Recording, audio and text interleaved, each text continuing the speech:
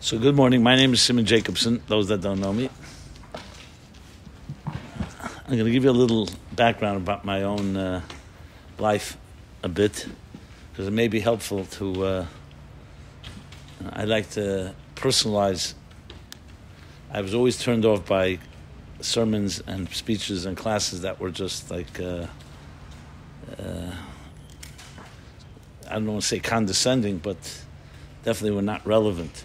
So I made it I made it a point to teach the way I want to be taught, which is to personalize it. And to me, Judaism and Torah has only that much value when you feel the relevance of it. Even though there are many people who maybe just follow it by rote or by culture, as I've spoken over the holiday, my different talks. But there's nothing compared to when it resonates internally, and because then you own it and you feel it's part of your life. Not just part of your life, something that is indispensable to your life. So I grew up in a very religious home, we can say.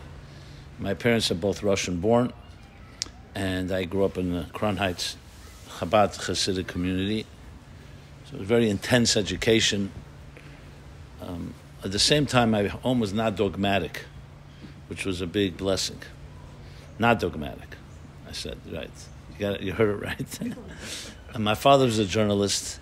And my parents were both, my mother, well-read, and they were very secure in their Judaism. They didn't feel they have to impose it or silence me or anyone.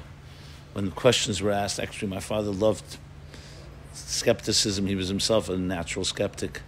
So I had this interesting mix. On one hand, I had very intense education, and at the same time, it was really beautiful. What can I say? It was like, I know this by contrast, some of my friends, my classmates, they did not have that experience.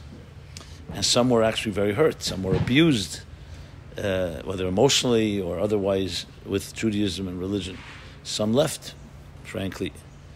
But I did not have that. What I did have was, I would say, a pretty strong measure of my own skepticism. And to be perfectly frank, when I was a teenager and started thinking on my own, I used to wonder very often whether this whole Judaism isn't some type of mind control program, just to keep people in line. Not that I didn't have any negative experiences that I was like rebelling against. It wasn't like I was hurt and I was looking for a way out. I was just intellectually being honest with myself, because I saw many people just really, as I said, there was a culture for them. And I would even challenge some of my friends. It was something not to be said really openly, sacrilegious it was, to say, if you were born a Muslim or a Christian, you'd probably be a devout Christian or Muslim. Just like now you're a devout Jew. That was not well taken by the faculty. So this was my type of thinking. I was somewhat of a troublemaker in the sense I never got expelled, but my friend used to get expelled. I knew I didn't cross the complete line, if you know what I mean. And I was really bored through my school years, to be honest. I wasn't excited. It wasn't passionate. It wasn't inspiring. It had some beautiful teachers, some beautiful people in my life, very good role models. So it's not like I had that. That's the strange thing here. I didn't have any trauma that I was dealing with. Like, my parents didn't get divorced, or my teacher didn't hit me, stuff like that. There was no molestation in my personal life. And So to me, it was really just a very honest search. And I was a voracious reader, so I read everything. I read, then I wouldn't tell people everything I read, but I'll tell you. I read Catholic theology and Far Eastern and Buddhism, you name it, Sufism. I was drawn very much to mystical stuff that I saw. And of course, I read the classics. I read. I remember sitting one whole Shabbos. My mother wanted. She wasn't dogmatic, but she said, "You got to go to shul." I was in the middle of the Count of Monte Cristo. I couldn't put it down. It's like one of these page turners. You got to see what's going to happen. I was maybe 14 at the time. Anyway, full confession. This is type of group therapy, right? I can talk openly. This was my upbringing. my teenage years, as I was seeking, I remember saying to myself, I liked physics, I liked mathematics. Those were two things I was drawn to. But I remember saying to myself, I asked my father what he thinks, should I go to college or study physics, math? I liked it, but I didn't see myself becoming a physicist or a professor. It just was not my thing. I wasn't looking to do that. I like the ideas. I like the way it understands and deconstructs existence and understanding what makes things tick. It's called the mathematical poetry of life and stuff like that. But so that was not my destiny. Long story short, I'm not going to tell my whole blow by blow experiences. I thought to myself, so can I come to awareness that this is absolute truth, what I've been taught? They said that God gave the Torah at Sinai, and we have Passover, and we have the parting of the sea, and I studied it all. Obviously, I went to yeshiva. I wasn't ignorant. Can I really come to a rational conclusion that this is absolutely true? Yeah, you can come closer, please. This is absolutely true, and this is my life. And to be very honest, this may surprise you. I was not even seeking for absolute truth. I didn't think I could ever come to that. I'll tell you why, because for some reason, maybe this was God's gift to me. I realized we're human minds, and you can only come to subjective truths. How could you come to absolute truth, I wasn't expecting, I wasn't waiting for God to reveal himself to me like right now, God speaking to me that way. I knew it was more sophisticated than that. So in a way, I realized we live in a world that, what I would call today an agnostic universe, that even Christopher Hitchens, our great resident atheist, the radical atheist, Olav Shalom, he was Jewish, his mother was Jewish. Amazing story. Huh? Amazing story, yes. Yeah, and him, Sam Harris, also Jewish, and Richard Dawkins, the third of the triad. These are the radical atheists of our time. I call them radical because they're almost as religious as radical religious people. It's just the other extreme. So he said something interesting before he died. He had I think throat cancer, right? So they asked him, what happens if you come and discover after you die that God does exist? So he said something which I found very Hasidic, actually, very Kabbalistic. He said, I'll ask him, why did he conceal himself so well? That's what he said. So I came to realize that in a way the world is not going to be you're not going to find easy answers to finding truth in life. And I had no reason to say that Judaism was not true. I just had questions. I wasn't coming to any conclusions, because just like I wasn't going to go one absolute, I wasn't also going to go the other absolute. But it wasn't enough for me, because I didn't want to be on the fence. I didn't want to live my whole life mediocre. Okay, I'm not here, I'm not there, I'm not sure. I didn't feel that, also didn't resonate with me. I really was a passionate person, and I would even say an extremist in a way. What I mean by that is if I'm in all the way. If I'm not in, I'm out. It's either anarchy or we're going all the way. And again, I wasn't looking for that mathematical proof, because I even knew mathematics, not everything is absolute. Even mathematics. Famous mathematician Gödel said, prove that you can't prove certain things. There are axioms. So I think any intelligent person knows you have to begin with some axiom. Someone asks you, how do you know you love your child? You even start trying to prove it scientifically? It's ridiculous. Or music touches your heart. So you don't need a proof for that. And if you do get proof, you'll be more at peace. Certain things we know in our gut. Are we 100% sure? And I knew what the philosophers had written, that some philosophies say everything is an illusion. So you can't even argue with that. Because any argument you'll give, any arguments may be part of the illusion. Maybe it's one big matrix, and we're just being manipulated by some program. You cannot disprove that. So at young relatively, at 17, I pretty much knew that. So number one, what was going for me was that I wasn't looking like a child for, give me absolute proof that that they're angels or something. The second thing I realized as well was that I could travel around the world now. I said, I could start traveling. I'll go all over the world, study different systems and different beliefs, different schools of thought, go from one end of the world to the other. And then I could be 80 years old and still be in the same place where I'll know more, but I still will not have that certainty. So to me, obviously, I said to myself, maybe I got to figure out, I grew up as a Jew, I got to figure out what does Judaism have to say. And not through the lens of others that are telling me, go hit the books. That's what I felt. I said, knowledge is power. So that's what I decided to do at age 16, 17, after I finished high school. I went into called the Rabbinical College of America in Morristown, New Jersey. It's like a college of rabbinic, but it was an open place where you can really study, and there's some real scholars there. And I just began to read everything on my own, not what was required by the school. I just started reading. I read introductions. I almost wanted to interview the greats like Rashi and Moses and everybody, and see if I was sitting at a table like we're sitting right now, and I could talk to them, what would they say? Are they like me? Will they understand me, or are we completely different worlds? And what happened was, again, long story short, I know this sounds long, but as we all know, life, what really struck me like a real resonating chord was the spirituality of it. When I started reading the spiritual, what they call Pnimis HaTorah, the inner dimension, not the literal interpretations, but their spiritual and psychological meanings, that was like music to me. Literally like music. It didn't take even long. Right away I got it. And it was not because someone showed it to me. It was a cryptic language, but I related to it. I related that.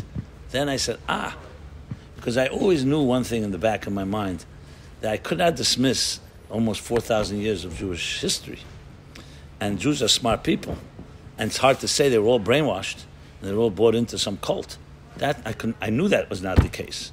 I could say some, but you can't say all. I mean, I knew people, and you see. I mean, everyone knows Jews are quite independent thinkers. So I knew there was something, and that was what really struck me. And then once I When you say that, I went up to college in Texas, and I was alone. I was the only one who grew up in a frum background. In Texas. In Texas, at the college. There was one other person from Mexico City who put on film and everything. But no frum life. They were New York Jews, and Texas Jews, and from around Ohio, etc. But the one thing I saw was all these people, after they took the heritage of 4,000 years, and just tossed it away. There's got to be something to it, or it wouldn't be here still. Yeah, exactly right. And that to me was one of the real defining things. But did you find the thing that made sense why it's here? That's the question. Because and can you articulate that to others? I accepted it as true. Okay. I didn't necessarily question that. I understand. But because I started saying, who am I to throw this away? I didn't feel that was the right thing, and I decided to stay with it. I got it. As best I could, given the circumstances, etc., etc. But okay, good. So I understand what you're saying now that you really hit a chord with me. Anyway, I'm giving a somewhat of introduction because I thought that before I say any comments, I wanted to just share this. And it's the rich man's dilemma. How do you have your son appreciate the riches if you grew up with it? Yeah. So let me continue if I may. So to me, it was like music. What I mean by music, it was like certain resonating truths. Like I did not need someone to prove to me there's a soul. It's very clear we have a soul. And as much as a scientific mind I have, I did not dismiss the soul as some electrical impulse and turn it into another chemical reaction or something like that. Because I understood that life is driven by things like love and by personal intimacy and stuff like that, which is more than just a mechanic thing. And even if someone wants to sit and argue and say, 1 second, how can you prove that? As I told you, I wasn't looking for proof. I was looking for resonance. So to me, the resonating element was that we have a soul. And just as the body is made up of components, so is the soul. And just as the body needs nourishment and nutrients and vitamins and minerals, the soul does as well. That was like, for me, I was like a fish in water. And it changed everything. Now remember, I'd grown up in Crown Heights, as I said. And I knew the Rebbe, the Lubavitch Rebbe, was a dominant personality, obviously, like the king on the hill. But I didn't have any personal relationship with him. But then I began to look at him in a different way. I started saying, okay, so he may speak and dress in this traditional garb, but what's going on beneath the surface? And I remember once a talk that he gave. I was probably around 17. That would make it 1977 probably. No. What am I talking? 1974. 1974. If you want to know my age, you can calculate it now. I can tell it to you if you like. And he was talking about young people, the rebellion of the youth. He was talking about the 60s. And he said the following, that many people think that the rebellion of young people is like a dangerous thing because they defy authority and they break rules and they're disruptive and they're not just going along. And the Rebbe said that's incorrect. It's a big mistake. The rebellion of young people is the fire in their souls, wanting to challenge the status quo and make this a better world. But they're frustrated because they don't know how. And all they see around them is a lot of conformity. So he said adults would do well if they want to help, if they can help to get out of the way, and if they want to help to help channel that fire into a spiritual revolution. That was essentially what he said. Now, I was very much taken by that because it was exactly what was on my mind. And here was what was the Rebbe at that age? He was over 70 years old, speaking this, what I would call hip language, that my own peers didn't speak this way. And I saw this real revolution here. And I love revolution, in a good way.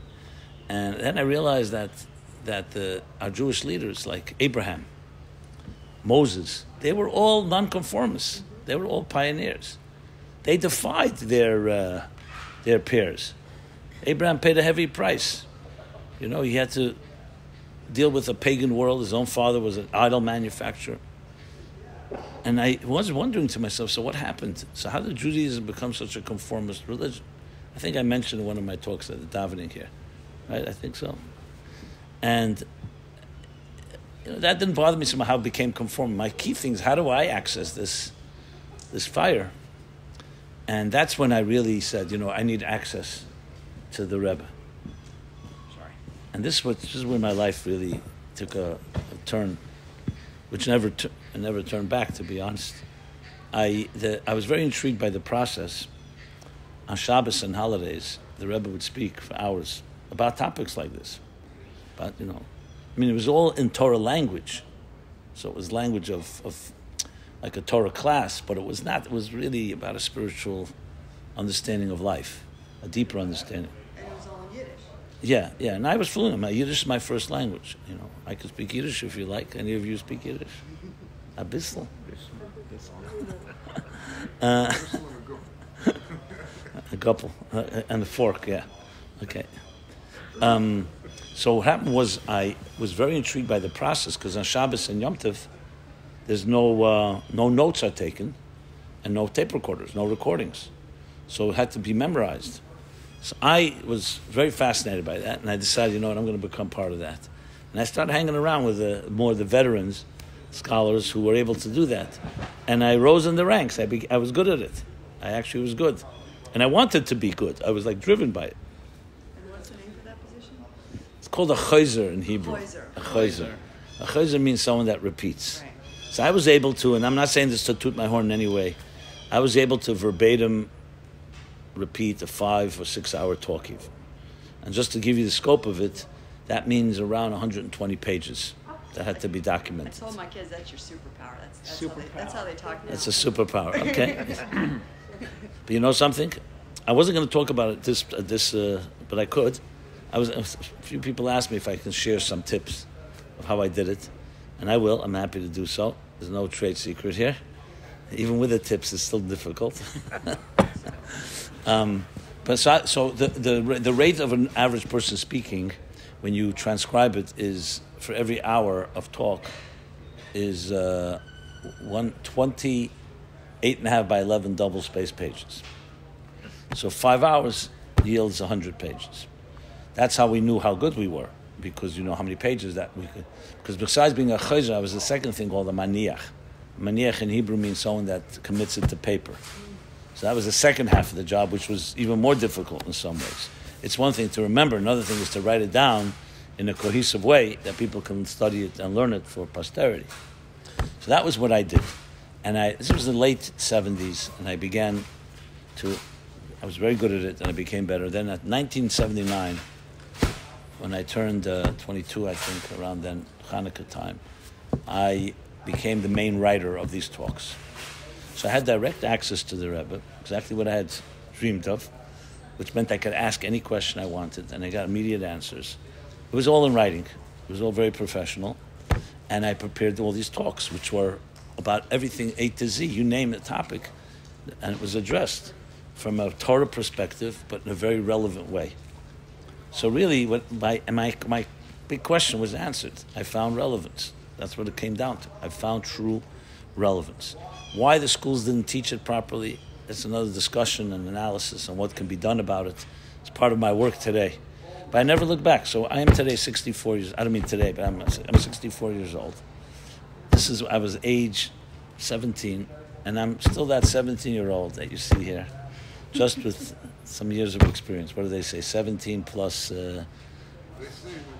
39 years of experience or something. The age you name it was a great year for you. That 17 was a great year for you because you say that you're still 17. Yeah, it was. I'm still 17. So that's why we get along. Yeah. So I never look back, because not only did I discover for myself relevant, I discovered my calling. Mm-hmm. That's what became my calling. What I do today is all driven by that. Not that I knew it at the time. I didn't know what exactly I'm going to end up doing, but I was drawn. I was definitely loved scholarship, more the academic. Those years I was very more in academic levels. But I also love the relevance, and I love people, and I love communicating. So all these loves came together to what I would call my mission statement, my mission, my calling. So then it was more intense in the sense it was in Yiddish or Hebrew, and with very well annotated. So if you read these original talks, even if you knew the language, it's not easy to read. It's real heavy stuff. But I always knew that the point was to be a bridge between that and the larger world. That was my gift. I knew both worlds well, and that was really where I was guided. So, the Rebbe had a stroke in 1992, which left him speechless, and which really meant I was out of a job because my whole work was around that. So, 1994, he passed away. At this point in 1992, I was 35 years old. Even though it's young relatively, but I was doing this for over 20 years. So I had to reinvent myself. And I remember, and then it became very clear what I had to do. Everything I had learned, everything I had written, now was meant to bring it to the larger world, in English, in language, and in context that people could relate to. So then I wrote the book, Toward a Meaningful Life, that some of you will be familiar. Are you familiar with my book, Toward a Meaningful Life? I wrote Toward a Meaningful Life. And it was exactly my goal. How do you take these so-called timeless ideas and apply them to life? So the first thing actually I did was I asked people, what are the most important things in your life? I mean from all backgrounds. We're Jewish, not Jewish, men, women, young, old. And everybody has the same issues, depending what age, obviously. But everybody has to go through birth and childhood and education and youth and marriage and love and intimacy and pain and suffering and anxiety, finance, work, health. So I wrote basically 10 pages on each of these. I mean, my original draft was more like 90 pages, but it turned into 10 pages each chapter. It was 30 chapters originally. I divided the book into 3 sections: personal, social, and theological, or I think I call them man, society, God. So the first section is all personal, interpersonal matters. The second is more social things like government, responsibility, science. And the third section is more theological things like God, unity, faith, miracles, good and evil, redemption. And complete another whole full story, which is not for now. Miraculously, I got a big publishing deal with William Morrow, I was never published. I never wrote. It was just meant to be. It was actually just a few days after the Rebbe passed away, June 94. The deadline was that I should have the book ready by next year. So I had to really work fast. I actually hired then someone that became pretty famous. His name is Stephen Dubner. He worked for me. He was like an editor. He then went on to write for economics with Steve Mitchell. With, what's his name? I think Mitchell. Not Steve Mitchell. No, I'm sorry. Another Steve. I forgot his name. And we had it ready. And the next year, 95, the book came out. I was then sent on a book tour. And now my life, the new trajectory of my life was taking all these teachings and presenting them, which is what I do till this day. In writing, obviously once technology came into play, always was, we're always on the cutting edge of internet. I remember when YouTube began, stuff like that. So here I am sitting here in Charleston, South Carolina, doing my, this is my love, and you have to indulge me. That's my intro. Okay. It's a good one. Huh? It's a good intro. Yeah. That's my intro, and I feel that each one of us, each one of you, wherever you are in your life, I'm sure you all have interesting stories yourselves. Every life is fascinating. But I like to believe, and what I like to contribute is, I think that one of the most vital things in life is to have a mission statement. Just like a business can't function without a mission statement, I always ask everyone I meet, I say, so what's your personal mission? So most people say to be happy, or to build a healthy family, or to make money. These are the usual answers. And you can imagine these are nice things to have, but they're not missions. They're all beautiful responses. A mission means something, if you look in the Business 101, a mission has to be short, succinct, and unique. Can be generic. Everybody wants to be happy. That's not a mission. That's like saying a company's mission statement would be to have happy employees or to make money. That's not good enough. It needs to be unique, and it needs to be fitting to you, and it always needs to serve some need that's not your own, some cause beyond you. Just to use Google as an example, Google's mission statement is something like this: to organize all the information of the world and make it readily accessible. Simple, and they deliver. That's why they're successful.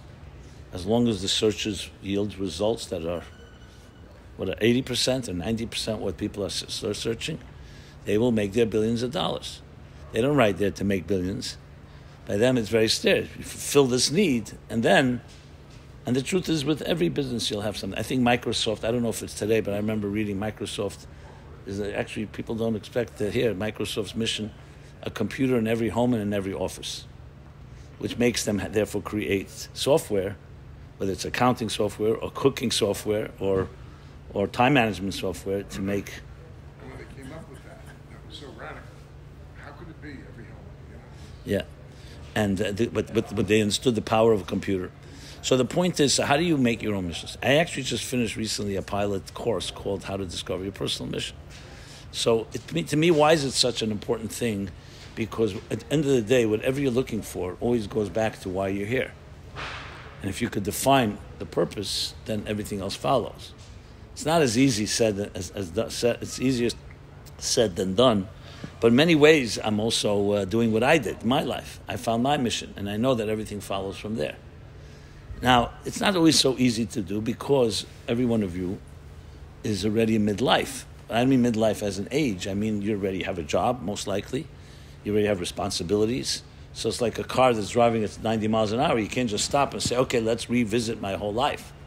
So now you have to figure out how to fit it into where you are in your life. So that's a topic that is very close to my heart, and I feel that if you can learn to do that, it becomes like as I said, the root of so many other issues. Because there's two ways to deal with any problem. One is you deal with the symptoms, and one is you deal with the root of the issue. Most of us deal with symptoms, painkillers, a Band-Aid, and the same thing psychologically. Something's bothering you, let's a quick fix.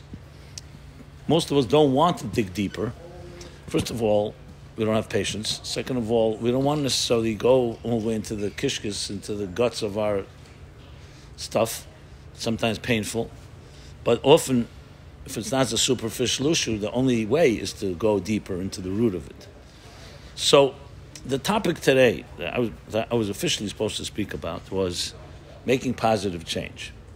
How to derive, what was the expression, how to use the timeless wisdom of the sages for the 21st, for living a better life in the 21st century, something like that. I'm going to talk about that because, not just because I promised to, but it's also part of this conversation. I just went about it a little differently. If I was giving a lecture for 100 people, I probably would have done it a bit different. Maybe not, I don't know. This just felt more natural. So I hope you don't mind. Since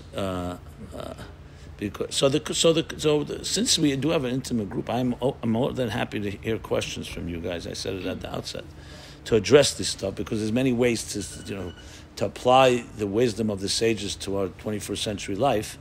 There's so many parts of life. And since I'm sitting with people, I'm sure I can come up with things that will interest you, because I have been around and I know the human condition a bit. But instead of that, if there's something specific, I'm happy to guide it there. And please feel free to Sure. Go ahead. I had a question on the whole idea of a mission statement. So, could be some people's mission statements are these very sort of unique, sort of one-off, inspiring, leader type people who are musicians or artists or authors or teachers, but there also are, I guess most people, majority of people are just, they work, they make a good living, and just to raise a family is in of itself a life mission. So that's that's a hard thing. Kids, and to be a good parent, to be a good husband, whatever. So is that like a mission? Maybe for some people that's a mission statement. There are also people who are tremendous authors, musicians, whatever, these bigger things, and okay, it's a good question. Being parents or just being simple people. Very fair question, very good question. So let me respond. Going back to the business example, and I'm not trying to compare our lives to business, I'm just using it as a very good example, because if anyone said, for instance, that I have a business, let's say they came to you for an investment, I'm starting a business, you say, what's the mission statement? And it would be either they answer, oh, it's too long for me to elaborate on, or I have a bunch of options, or we decided to build a business without a mission statement, and we'll develop one later, or it's so generic, like I said before, to be happy, or let's even use these words, to build a happy family of our company, you wouldn't give them one penny. Not because you don't like them, because you see there's no focus. So my response to you is the following. You have to distinguish between a mission and objectives. They distinguish sometimes between a vision statement and a mission statement. So to build a beautiful family, a healthy family, that will be productive, and let's talk in the Jewish context, a good Jewish family, educated, feel that they had the responsibility to give back, everything that one would aspire to be a healthy family, whatever you fill in the blanks, is obviously a tremendous goal, and a person that can do that in their lifetime, it's a life well worth living, no doubt about it. The reason I wouldn't qualify as a mission is because every good home and every couple should be doing that. So the question is it one general mission that we all generically embrace? So here's what I would add. You're just married, right? You have a newlywed. Okay. You're a veteran, experienced. You're a Seder already, right? Yeah. Okay, so am I. So we have Zeders here, we have grandparents. So I will say the following. Raising children is always a challenge, especially in our day and age, where there's a lot of competition. With the internet, with mobile phones, as you shall discover one day. Would you agree? So the key thing you want really is to identify. I'm using family as an example, to identify your children's strengths and passions. Because I can assure you, you can give them Pesach and Shavuos and all the holidays, but if they don't identify with it personally, they may stay with it because they may just be good kids, and some people just follow, but they may not, because they may find better things. And if one day your son or daughter will say to you, I want to go out Friday night because I have friends, and I find your Shabbos table very nice but very boring, you're not going to really have a quick answer that you could just maybe punish them, and ground them and threaten them, blackmail them. But I don't think that's the way you really want to do it. So this is where a mission comes in, where not only you, and I'm speaking to everybody here. I'm just speaking to you as a new couple, where you want to preempt all that by creating something where your values, both of your values that you want to pass on, will really be embraced by them. And when they come of age, not when they're 2 years old. 2 years old is necessary because that's how you train. But when they come of age and will make their own choices, that they will feel it as an honor and as a blessing to perpetuate whatever values you stood for. Every parent would love to be able to say, I can do that. But we all know it's not as easily said. It's very difficult, especially in our age. So the mission would then have to encompass things that, whatever it is that you do as work, that's the work you do to make a living. But that not necessarily is the fulfillment of your soul's purpose in this world. You see the difference? Like I ask people very often, who are you? And they give me their business card. And I say, but that's not who you are, that's what you do. So some people with a sigh will say, well, I've been doing it so long, what I do is who I become what I do. That would be like saying that the ship is telling the captain where to go, not the captain is telling the ship where to go. Who you are should define what you're doing, not the other way around. But that's part of life because we go to school, we come out of school, now we have responsibilities. We've got to make a living. You're going to get a job, whatever the job. Many people don't like what they do, actually. Or they learn to like it. Some people, the minority, is also a labor of love. So all this comes down to is your, let's call it, your unique skills and tools and talents. Are they being used together with your work towards some purpose that's greater than yourself? That is the way you... if you go to meaningfullife.com, actually, I have an article called How to Find Your Mission Statement. It's only preliminary. Which.com? Meaningful Life, like the name of my book, meaningfullife.com. So there I have like a formula. I'll tell you the formula. The formula goes like this. It's POPP, POP, plus P, plus H equals M, mission. And it's like this. The POPP is personality, opportunities, people, places. The final P, the last P is passion. The H is higher purpose, equals mission. So if you can know yourself by going through your own personality type. For example, if I decided my mission is to become a craftsman, going to build beautiful carpentry. No, that doesn't fit my talent. I can't do it. It's not my thing. Can I learn? Maybe, but but there are things I am good at. My personality is a certain type. Some people are very much people, and other people are good at the data and cognitive analysis. You don't want to change your colors. You want to direct them. And many of us don't even know that. So either we look at someone else, I'd like to be like that person. But you're not that person. And most importantly, you're not becoming who you are. So it's that type of idea. I mean, I quote this poem from Oliver Wendell Holmes. Okay, he's not a Jewish scholar, as you probably know. It's called The Voiceless, in which he says, this very tragic line. He says, alas, to those that die with their song still inside them.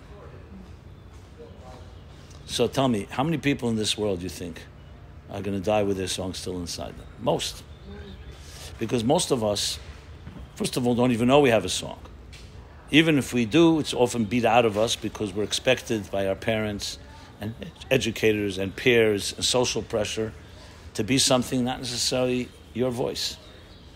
And that's where mission comes into play. Is it your voice? And I can assure you, no matter what it is that you do for work, you can always integrate your mission into everything you do. But you have to realize what's the means and what's the end. That's critical. There's a means and there's an end. You cannot make the means the end. You can't say my job is my end. Your job is your means. The job is a way for you to make money. Now that doesn't mean the job can't be noble. You can be a doctor. You can do many good things that are actually helping people, even a job. But still, it's not the only. It's still, there's more to life than just that. Because one of the things that perhaps is as important as much of what you said. He was a doctor. He's a retired doctor. Retired. Yeah, retired. Okay. But doing something better now, much better. Much better. Much better. Okay. is the opportunities that life gives you. And if you're fortunate enough to have those opportunities, your whole life changes and you can do something much better. It's that's the hidden. pop. That's why I was going to personality opportunities, right? But that you can't make opportunities. Or No. You can't buy opportunities. And you can buy also the people and the other two P's, the people you know and the places you've been to. Like, for example, I grew up in New York. Now, of course, I could pick myself and move to California, move to Israel, and so on. One of the reasons I did not was not just because I'm comfortable, because I did find that where I was able to express and live up so-called to my calling. Now, if I was born in Israel and I speak fluent Hebrew, but if I lived there, I'd know that culture. That would be, for me, one of the signposts of where my mission should be. Why would I? So it's important to know all the factors, because you see, God didn't give us a little box that when you come out of your mother's womb, this is your mission, So you have to look at the signposts of your life. Everything are signs. The fact that we're sitting here right now, Pesach, there's a reason we're here. That's deeper than we may know. And the same thing is with everything. Who you are, people you know, the opportunities that come your way, why they came your way. These are all part of what we call hashgacha pratis. These are the coordinates that God has led you to. What you're going to do with it is up to you. But nobody is on their own in the sense, because most of our choices are not even our choices. Which family you should be born into, what language you speak, where you live, where you moved to, where you went to school. I mean, there are some choices we make, but they're very... So really, there's a lot going on in your life, more than you know. So there's a whole narrative that can be invisible to you, and you need to figure out what that deeper story is. That is where it gets actually interesting. But imagine educating our children that way, that they also look at it that way. They have a very different attitude to life. Look, we live in a life where people say, go to school, learn as much as you can, and figure out how to make as much money as you can. To put it in very simple terms is really what most of us hear. Obviously, if you have a value system, of course, include the value system. But that idea, to put it in I'll use Kabbalistic, Hasidic language, or a biblical language. Your soul was sent to this world to fulfill something that you and only you can fulfill. How many times have you heard that in your life? We don't hear that often. We may be implicit, and maybe we figure it out on our own, but that is the single most important statement. Where it all began. You were born. You were born a certain place, certain time. Every morning, God renews his contract with you. So why? What unique light are you supposed to be bringing to this world? Now, I don't question any of you. I'm sure you think about it, but what's your answer to that? And you don't have to answer to me, and I'm not here even to criticize. You may have a beautiful answer. I'm just talking about the subject matter. I know that most audiences I speak to, 99%, you've never even heard this question and definitely don't have an answer to the question. But there are, and that can easily change. You don't have to change your whole life cold turkey to come to an answer. You need to just almost like laser focus, take everything that's going on and say, okay, so where does it all lead to? Where is it directed to? Now, if you're an artist, correct, it seems simpler because an artist is an artist. But remember, it doesn't matter. Whatever work you do, if you're a computer programmer, or you're in finance, or in investments, or in accounting, everything has a body of intelligence to it. It depends what you're doing with that intelligence. But most of us do focus on the end. I mean, I don't like to quote Marx, because some people think I'm a Marxist when I do, and I don't mean Groucho Marx. I mean Karl Marx. I don't like to quote Marx, but there's something he wrote. I once did a paper on economics and spirituality, so I did a lot of research on this, and I went to read Karl Marx's earlier writing. They're called the Paris manuscripts of 1842 or something. So it's before it became Das Kapital and his other works, which were more packaged, I guess. So really the raw Karl Marx. And I found something he wrote, which I found fascinating. So I was at a conference where I delivered this paper. I already gave away the surprise, but hear me out here.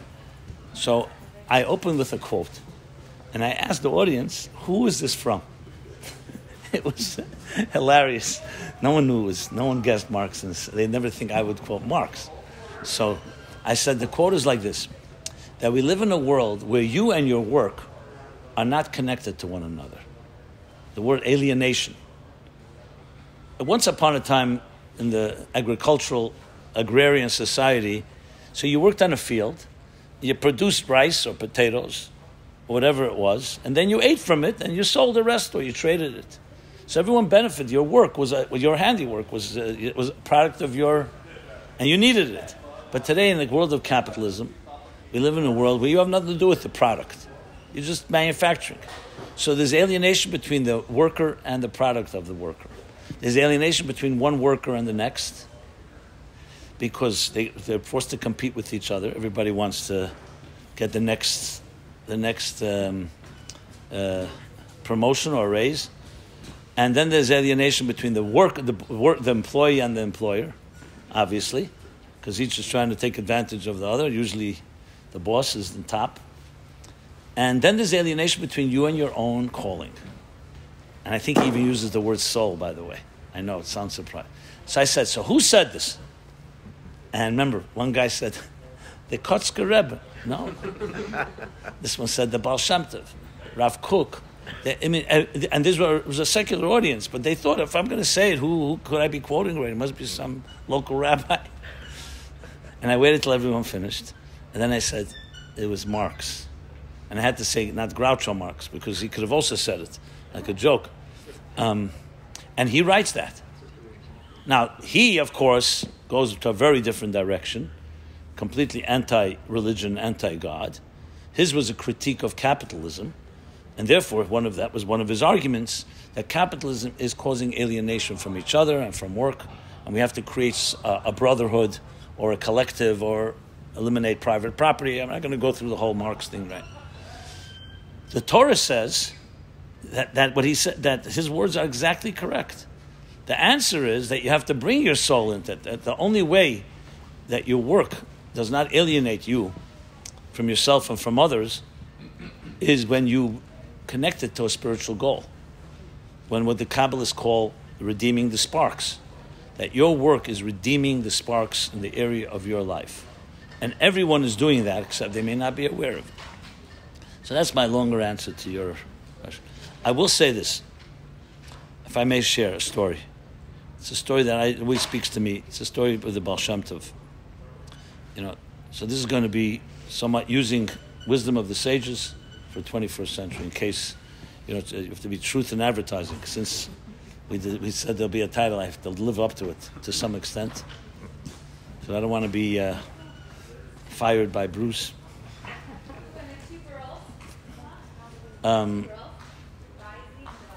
So the story with the Baal Shem Tov goes like this. And there was a Jew called Chaim Rappaport. He was a big scholar and a mystic. The Baal Shem Tov asked him to go and travel to a certain city to fulfill some mission. Actually, in the story, we don't even know what the mission is. Okay, so they went. So he went off. Mission accomplished, he comes back, all done. The Baal Shem Tov says to him, how did you travel to this place? How did you travel? So he said, first he thought it was like, well, who really cares? But since the Baal Shem Tov, he says, I went through the city of Dobro Misl. He gave him a few cities he traveled through. But Baal Shem Tov insisted, I want to know the details. Okay. So he said, the first night I stayed in an inn. Second night there was nowhere to sleep, so I camped out at the side of a road. And in the morning I woke up, and Baal Shem Tov wanted every detail. I woke up, I washed my hands, I said my prayers, then I sat down to eat something. There was a little brook of water on the side of the road, and I went and took a cup. I made a blessing, Baruch Atah Hashem, Elokeinu melech haolam, she'akol niyeh b'dvarei. The blessing you make on water. And I drank. The Baal Shem Tov jumped up, like in ecstasy, and he said, that brook of water was waiting for you from the beginning of time to come and make a blessing on it. That's the story. I've traveled many places in my life. Sometimes I travel places and I wonder if any Jew ever walked there, or if any human being, sometimes you go in the woods. So some people take the road everyone travels on, and some people take the road less traveled on. Robert Frost's poem. Okay. There's something about walking on a path that nobody walked yet. I mean, there's no path yet. Walking it. And I always feel that, people talk about being bored in life. I'm not motivated, this and that. But if you can imagine that every step you take, the world has been waiting from the beginning of time for you to come there and do a good deed, a mitzvah, a kind word, a blessing, how it would change your whole attitude to life. Imagine that. This is mission-driven living, because it's not about the journey. It's not about it's not even the mission that you went on. It's the fact that you came to a place and you did something. So to me, it's such a empowering statement. Wherever I try, I always think about that. Even here, we're here at Pesach, South Carolina. Was ever a Passover Seder done in this beautiful resort? And not to take away from maybe many good things were done here. I'm not questioning that. But we are here right now. So I think about that all the time. Sometimes I walk in the lobby here, or there's no lobby, I don't know what we call it. Boardwalk, the tea room. And sometimes I know that I'm walking, maybe I'll bump into somebody. Not that I'm, you never know. You got to show up. And I always say that it's important to be ready for spontaneous things. Sometimes plans get in the way of God's plan. You can have all your plans. You travel somewhere, you may think you traveled for business or for pleasure or for other reasons. And maybe just to meet one person who needs to hear a kind word from you. Or maybe you need to hear something from them, or both. When you take that attitude to life, you are then, in a sense, the word I would use is you're releasing yourself from your own machinations and allowing God to work through you. And that's really what it comes down to. A mission is ultimately that you're an ambassador for a higher purpose than your own. And it doesn't in any way compromise your responsibilities or your needs. It's not about that you don't get your needs met. It's just that it's not driven by your needs. Since we have a young couple, I'll give you my unsolicited marriage advice. Life is about giving more than taking. Marriage and love is not just about getting your needs met. You get your needs met, but it's by learning how to give and transcend your needs, and then you get all your needs met. Do you agree with that? Okay. So we have veterans. How many years are you married? That's something you just said. I have a Chabad rabbi friend who shared with me that he went on a little vacation with his wife. They left, he's Chabad of Northwest Arkansas. So they were in Oklahoma, and they went to a lake and rented a boat, and he met a Jew, and he had that Jew put on tefillin.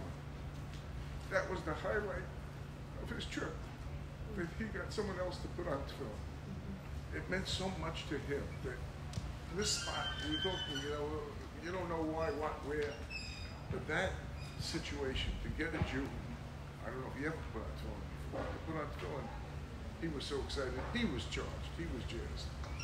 Yeah, that's the story. So, we live in a world today, 21st century. I mean,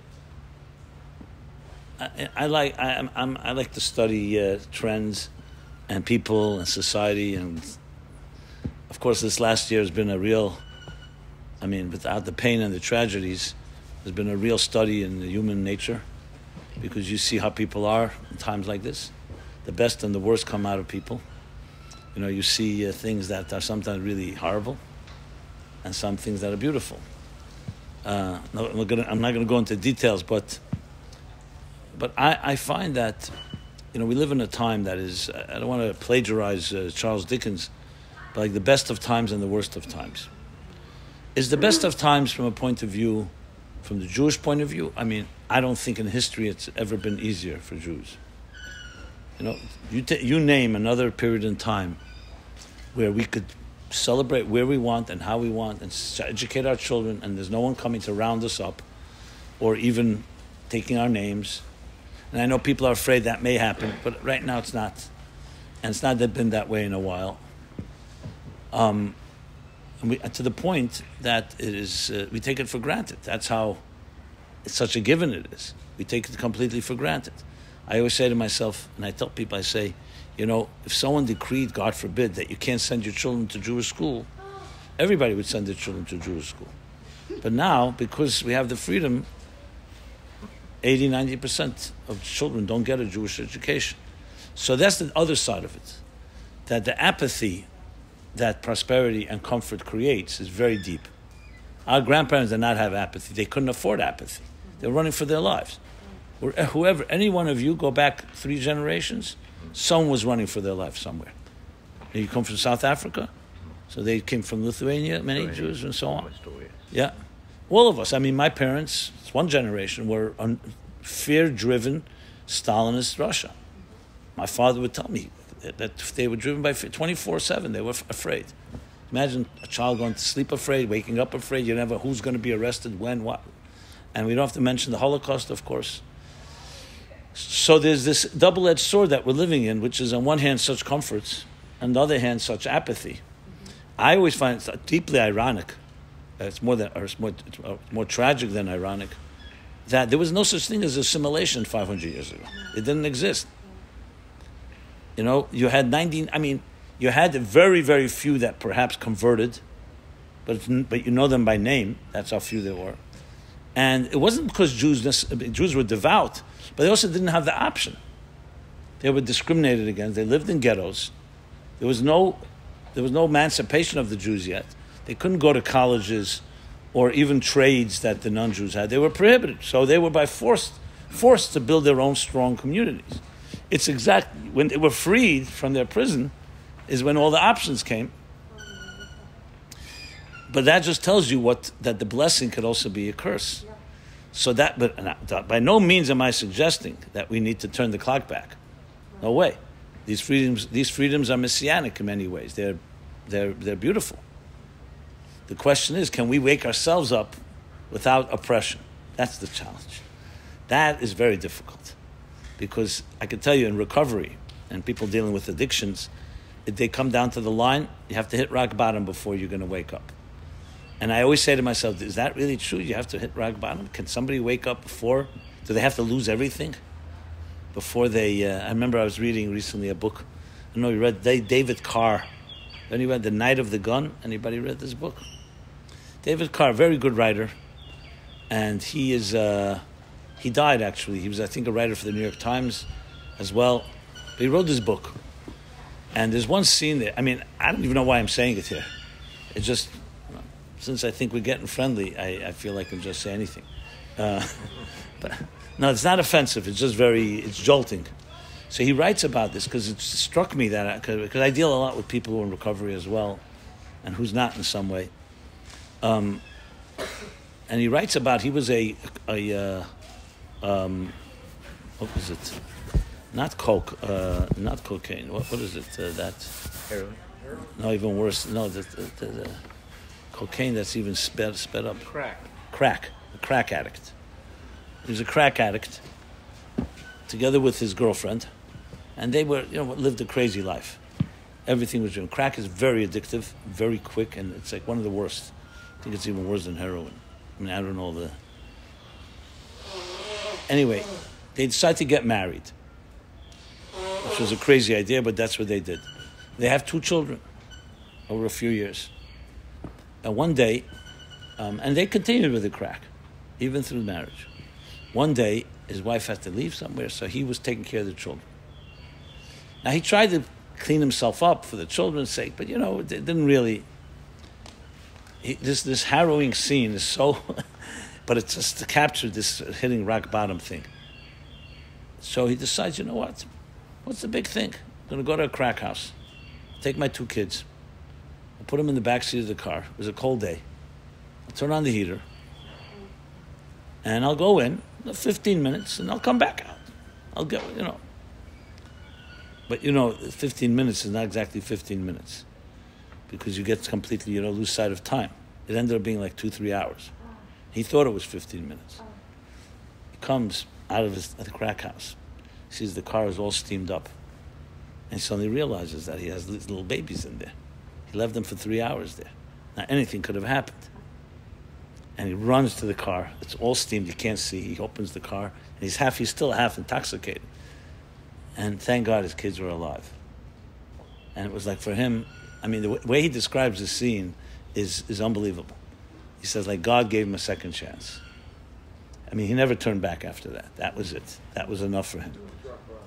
Right. Yeah. I'm just saying. So, the reason I'm sharing it because I read it recently, and I say to myself, so can someone jolt someone out of their their comfort zone? Do you need to, God forbid, have such a scenario? That's my big question. That I don't have an answer for. I'm working hard on that, finding that formula, which would save a lot of pain. It has to come from that person. No one can impose upon that person. Okay, so nothing you can say, really. Yeah. Look, the point, obviously I'm talking a little milder. I mean, I gave an extreme example, which again, I hope nobody, the night of the gun. Not every page is that dramatic, just for the record. Yeah, it's a very powerful book. No, it talks about his coming through it and all that. It's a very good book from a point of view, like a real experience. But on a milder sense, so here we have the situation. I talk about it on a personal note. I speak to many audiences. I speak to thousands of people. Live, today, online a lot. And I'm always looking for that. I know there's no one line you can say that jolts somebody, unless they're already ready, as you said. But you're always looking to find something that will resonate, that will say to somebody, you know what, maybe it's time to start figuring out what my calling is. Because the comfort is very difficult to deal with. I was at a weekend retreat. It was called the Jewish Annual Recovery Retreat or something. 400, 500 young men and women who all were now in recovery from all kinds of stuff. It might be the most enlightening and truthful weekend I've ever been at. They're so honest. Many of them were religious, today are not. Well, you know what? Maybe I should rephrase that. They're probably more religious than many religious people I know. Just the real thing, not the fake thing. And so honest. Emes, the word in Hebrew, emes, they're so honest. I was embarrassed because they had to be. And I say to myself, when you speak to people who are more comfortable, it's much harder. They're comfortable people are looking for jokes and entertainment. They want to, and maybe some a little stimulation, intellectual stimulation, so everybody feels they're a little smart, and good stories. But it's much harder to inspire. It is.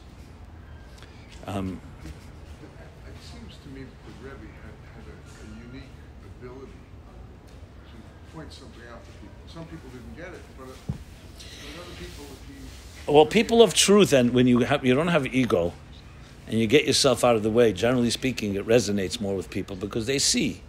If you're a person that cares, I mentioned the line, people don't care how much you know until they know how much you care. So empathy goes a long way. I can tell you that. Empathy goes much farther than brilliance. To me, I used to think intelligence was everything. Intelligence is overrated, to be perfectly, you can quote me on that. It's overrated. It's a good calling card. Intelligent people want to hear an intelligent person speaking, but everything plays itself out in the heart and emotions. If you don't get the heart and emotions, you can deliver a brilliant talk, and people will be impressed even, and maybe insightful as well. But if it's not, it doesn't get to the heart. So the Rebbe, all the Rebbe and others like that, that's because they're speaking from their hearts. There's an expression, words from the heart enter the heart. Words from the mind go into one ear and out the other. That's a given. You see it all the time. That's how it is.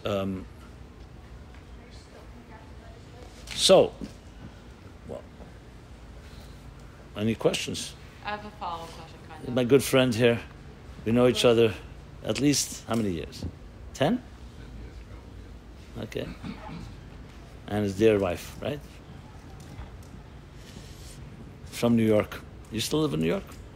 Borough Park, yeah. Oh, good old Borough Park, okay. Still hear your speeches, I've heard that many times. Every time you learn something new. That's a compliment, that's good. I would give classes in the city. You came, I think you both came. You came as well at times? You never came? Not in the city? Yeah, not Okay. And you're just pointing out, but it's okay, it's well. So, Yeah, I had a question. Oh, go on. Kind of a follow-up question to your response to my husband's question. So, I guess you were somewhat blessed maybe that with your journey, you found a calling that was your day job in a way. You were busy with it every day and you felt like it resonated with you as your mission. this is like something that like we talk about and like sometimes like struggle with, that you can know your strengths, you can kind of know what your unique abilities are, and have an idea of like how you can potentially use those to contribute and use those to maybe inspire others or find that calling. But you do have a day job, and it's on the one hand, like you can bring whatever your mission is into what your responsibilities are, but how do you kind of find the balance between asking yourself, like, should I find a new path? Should I rewrite my day job to be more in sync with my calling, or is there like or will it come to me at some point that there will be a perfect harmony between what I do for a living, providing for my family, and then utilizing those unique strengths? I wouldn't begin with a second approach. I would first look to integrate with what you're already doing. There's no reason to be more disruptive than necessary, unless it doesn't work. If somebody says, I really hate my job, things. Do you mind telling me what you do? So maybe I'll share some ideas. Myself. I mean, I work in finance. He works for an e-commerce business. I'll speak for you, maybe more. So I'll tell you immediately, which would apply to anybody really, but I'll address what area in finance? I work for an investment firm. So you advise, you research, invest actually. Okay, and what do you do? Work at an e-commerce company. Like what? Marketing? Yeah. Okay. So first of all, on the most basic level, you have your colleagues and co-workers, and they all have lives. You could rest assured not all of them have healthy lives. Some more than others. So the number one is the people that you simply know by osmosis, by being with them. In a way to make yourself available, like sometimes you may see somebody needs a kind word. I'm speaking from the very basic. Yeah. That doesn't take almost any effort. It just needs. Many people think their work is just work. It's not true. You can be friendly. You don't have to be a shark. I'll just give you an example. It was a head of a CEO of a big company in New York. He let me. I know the story from him. I don't want to say his name because he didn't give me permission. I don't like to say a name without. There's nothing controversial that I'm going to share, but he was known as a very tough, successful businessman. Up there. He told me he read my book, Toward a Meaningful Life, and in it he saw that he read the chapter on work and productivity, or maybe the chapter on wealth and charity, and in one of those. And there's a suggestion there that you should put a charity box on your desk in your office. Just a small little reminder that it's not just work. There's also our obligation to give. And he said that this office, his board, his big office, executive office, he would have many people come there with all these negotiations and conversations and talks.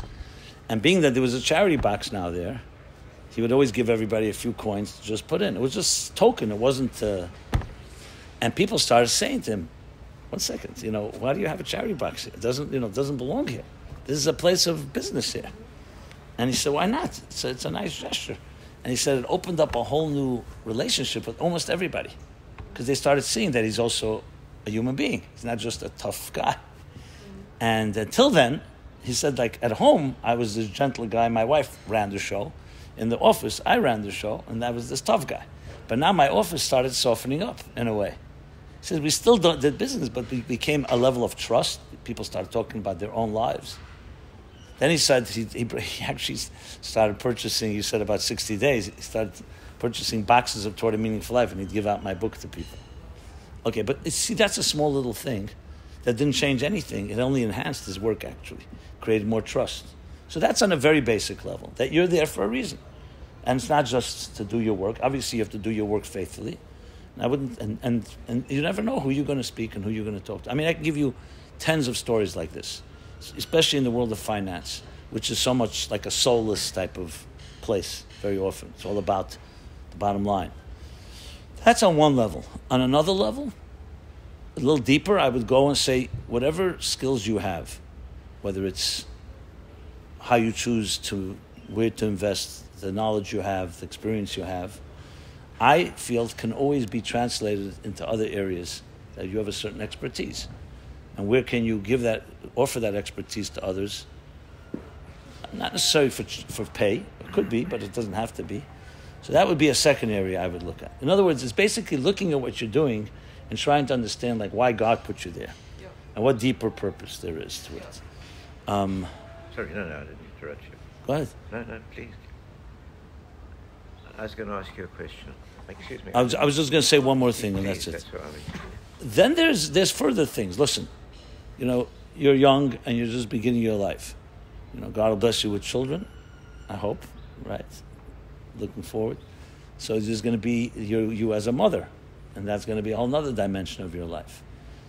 No, I understand it's not necessarily connected to your work, but that's how we look at it. You're not doing the work you're doing can be very, as I said, without a soul. It could be with a soul. That just comes to mind off the bat. And if you apply yourself, there's more to that. And the same thing I would say to anyone in their work. I mean, if you get more detail, you could always talk about this in more depth, but this is just initial thoughts. What I'm asking is very superficial, I think. Why do we want to do good? Why do we do good? Well, if you ask evolutionary biologists, they'll tell you one reason. If you ask me, I'll tell you a different reason. I'm asking you. Okay. But first I'll say what they say, because it'll make what I say look better. Look, the prevalent theory on why people do good, even though there are many different variations of it, is because everything comes down to the survival of the species. By me doing good, it makes me survive better because you'll do good for me. It's good for the perpetuation of life. That's how they explain it. In other words, it has nothing to do with altruism, has nothing to do with the soul. It has to do with basically the same way you would go hunting and kill someone else for your food. It's in your interest sometimes to do good. That's what they say. I'm sure you heard this. This is common. Almost any article about anything, they'll explain everything that way. That it comes down to that. The Jewish point of view, which is what I'm going to share, is that we were created, human beings, with a soul, a divine soul. So though we have a body and we have physical needs, but we also have a divine element, and that soul is compared to a flame. Ner Hashem Nishmas Adam, flame of God, is the soul of a human being, and that soul aspires to a transcendence, to not take care of themselves, but to a higher voice of being a noble, giving, gracious, and giving person. So in other words, giving is basically the expression of a divine element within us that defies the selfish temptation, just take care of myself. So it's the exact opposite of basically modern scientific thinking on this matter. So really goodness is just the expression of being divine is being good, and being good is being divine. I don't know who said this, but I think one of these lines, they say, to love another is to see the face of God. That is a very fundamentally Jewish thinking approach. In other words, God is not just about prayer and eating matzah. God is about loving another. And when you do that, that's more godly. And a godly soul wants to do that, not for any gain, because that's its nature. But if you do good, doing lots of good, say, and it's for material gain, for psychological gain, as opposed to the actual reason for doing it, as you outlined. Well, let me say this. In Judaism, there are mitzvot that you do even for an ulterior motive. It's fine. Now, let's say someone gives charity because they'll be honored at the dinner, or they'll be led into a new inner circle of wealthy people. From a Torah point of view, which is very pragmatic, you help somebody, we don't really care what your intentions are.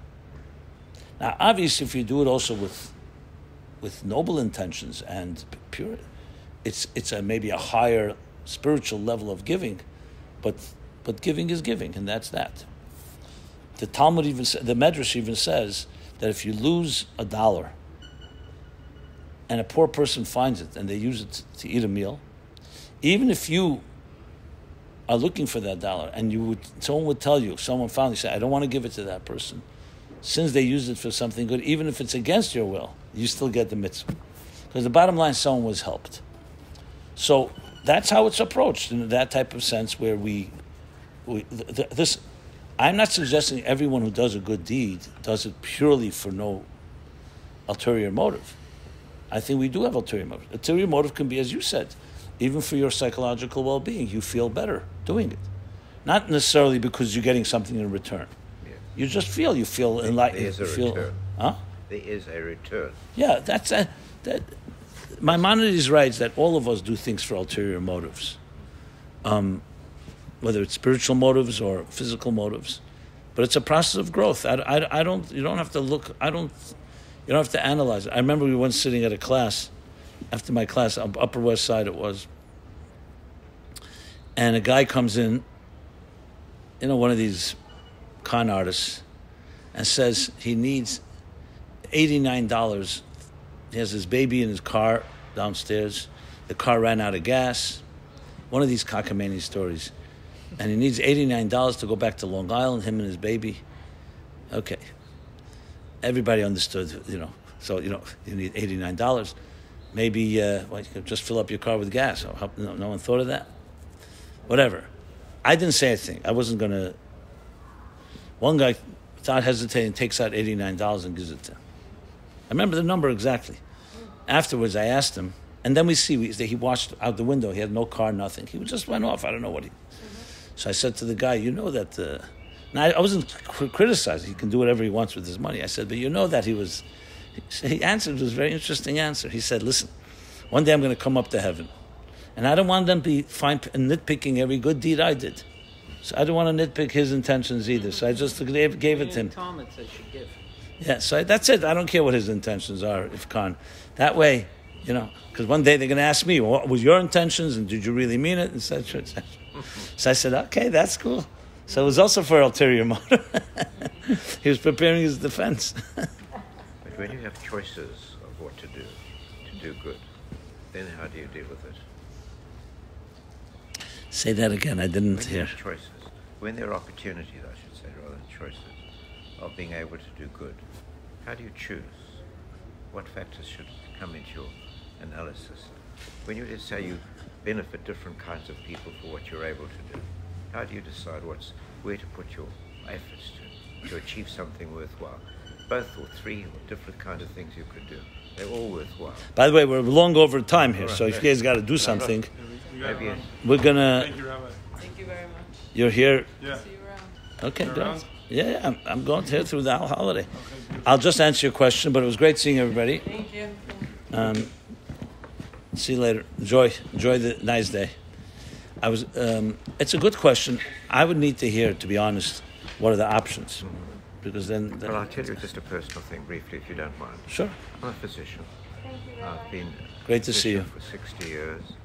I've done important. We have a private audience here. I've been doing things in medicine, and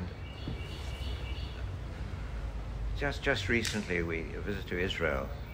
We visited friends, and we went to what might be called a rather surprising thing. There's a sewage system in Tel Aviv. Sewage. Right. And so we learned there that an Israeli by the name of Mino Negrin had invented a machine that takes hemodialyzers, which are used to dialyze the blood of people who get the artificial kidney. And he had hundreds of these, or even thousands of these, and these purified the water of the sewage of Tel Aviv to make water for irrigation. When we got to America, my wife and I, we talked this over, and suddenly it came into our minds more or less the same, that if you can purify the water of the whole city of Tel Aviv, maybe you could purify the water of places where there's only a small amount of water, but the water is equally contaminated, and purify it. So that changed our lives. So we wrote to this man, Mino Negrin, and we said we want a device that doesn't have the capacity of the city of Tel Aviv, but something that you'd be able to do for a small village. And a year later, he sent us a complete device patented by him with 8 dialyzers in it that's able to produce 250 liters of water an hour. And then through various factors which I won't go into, we finally ended up in Ghana, and we now have 25 villages that have pure water, and we we have saved lives of kids. They all die. The kids are the ones who die. Of 70% reduction in diarrhea, which is what kills the kids. So I've often been thinking about this. I've spent 60 years in medicine, and now I'm saving far more lives, indirectly than I ever did, in the total probably, of all I did. And I was thinking if you could channel your mind to do good in a way that would benefit much more at any time, you're really doing a much better job than the individual patient, which we all prize as physicians, the doctor-patient relationship, all the things that go along with that. And that's been in my mind continuously, this conversation today. I was thinking while you were talking, it sounds self-aggrandizing to talk about this, but it's not. I don't mean it in that sense at all. It's truly, to me, an important decision as to how you go. Now, it's too late for me to go back to medicine to even consider the alternative. But I'm just thinking to myself, when you have a chance to do something for more people, that's what should determine your choice. It's unlikely you can have that choice in real life as a rule. It's an excellent question, and let me challenge you in return. Let's say someone came to you 20 years ago while you were in the middle of your physician career and said this option. Would you just... That's a good question. Because the problem is that many of us are blinded by our immediate situation. I'm wondering myself. I think I do help people. But if someone else showed me and said, if you did something a little different, maybe with my same talents, you reach many more. It's a very good question. Yeah, but when you save someone 20 years ago and they go and they get the dialyzers and they help people, you have no idea about all the people you save one by one, what they do. Yes, you never know. Yeah. In Judaism, the truth is that when you save one life, you save a universe. So we don't really go by numbers. But on the other hand, if you do have the option to put the same hour of work and you can save 1,000 people, same hour of work to one person, it's a very good question. And I'm thinking about scenarios in the Talmud or others where this comes up. Again, if right now you need to say, if you see God forbid, a fire burning, and there's a life in there, you don't say, I can save 1,000 lives a mile away. No. You do what you have to do. So perhaps that's the best answer, isn't it? You do what you can at the time. Yes. That probably is correct. Now, if you have the luxury and the options, like all the options are open, yeah, it's a challenging question because life is not quantitative. We don't go by numbers per se, but definitely the effort. I have to make decisions like this all the time because people want to speak to me privately. I'm not going to say I'm saving lives, but I'm helping. And then the thing I can do a class where 1,000 people are going to be listening. Which one do I choose? And I can't do both always because time is limited. Yes. It's a challenging question. It's a good analogy. Yeah, and that's on a smaller scale, but it's an interesting question. Thank you. And then there's the third category of people that don't help anybody. I just wanted to add that for the... But their children might, their grandchildren might. Here at least we're debating how many we're helping. Yeah. But some people don't really care. I just... Yes, but that goes back to my first question, is what are the motivations, to do it? Look, it's very hard to analyze human motivation. That's why Judaism is so wise, because it looks at the results. Not always motivation is the key. There are areas where motivation is critical, because the wrong motivation can create problems. But very often, especially when it comes to helping someone, look, when parents love their children, is this completely altruistic and selfless? Would they help another child that was not their child the same way?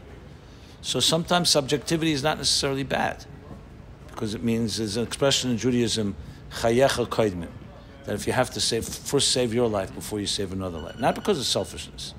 It's like put on the oxygen mask on yourself before on someone else. So you can. Right, because you're responsible for your life. That's why you were given, I feel my pain before I feel your pain. But that doesn't mean that we have to indulge in that. It just means that there is an order of priority. Yeah. Even when it comes to charity, they say, give charity to your city before you give to another city. That doesn't take away from the need. Now, charity begins at home. That type of idea. But there's always a balance, because it can never be one extreme or the other. Because if it's extreme, it can become very cruel even. Because, you're only kind to those that you know, and not kind to those that you don't know. Like that type of thing. Pleasure to be with you. Thank you, Scott.